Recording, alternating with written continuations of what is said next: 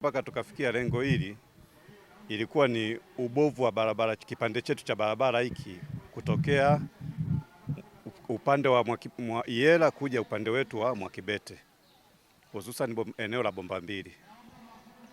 Mzunguko ambao tulikuwa tukizunguka kwenye hii barabara ulikuwa ni mrefu ukilinganisha na kipande hiki hapa kwenda kutokea Magufuli. Hicho tunaanzisha kujenga hii barabara ni ubovu wa hiki kipande, kilikuwa kipitiki kipindi cha masika na kiangazi, palikuwa panachimbika sana. Mawasiliano yalikuwa ni magumu, palikuwa hapapitiki, tulikuwa tunazunguka umbali mrefu, tulikuwa tunazunguka barabara ya Ivumwe wakati kuna barabara ya jirani hapa.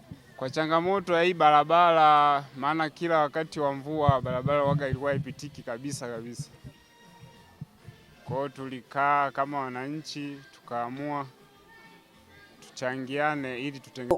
Kati ya mitaa ya kata ya Mwakibete kimiundombinu mtaa ni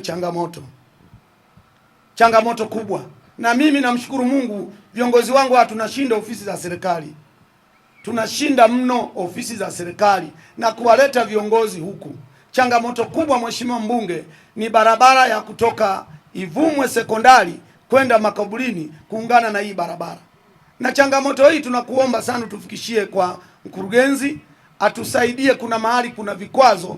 Mheshimiwa Tulia, nipende kujumlisha changanuo wote wa gharama zote zilizopia kuanzia barabara hii ya kwanza mpaka barabara ya pili kwa wadau wachache kama tulivyozotoka mwanzo alivyoeleza kiongozi wetu alitangulia. Jumla matumizi milioni 41,946 kwa gharama zote barabara hii na ile upande wa pili.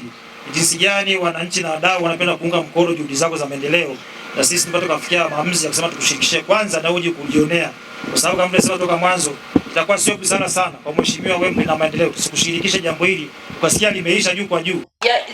Leo mimi mbunge wenu nachangia lori 10 za mawe na mifuko 100 ya simenti.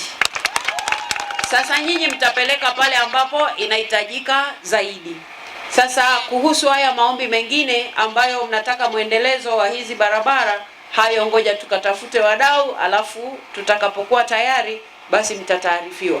Ama kwa sababu na nyinyi ujenzi hausimami, kadri tunavyopata hao wadau, wakipatikana mmoja basi mtakuwa mnataarifiwa, jamani kuna mchango huu mdau amepatikana, kuna mchango huu mdau amepatikana, kuliko tukisubiri wote pamoja na mvua zinaendelea tunaweza kusimamisha ujenzi huu.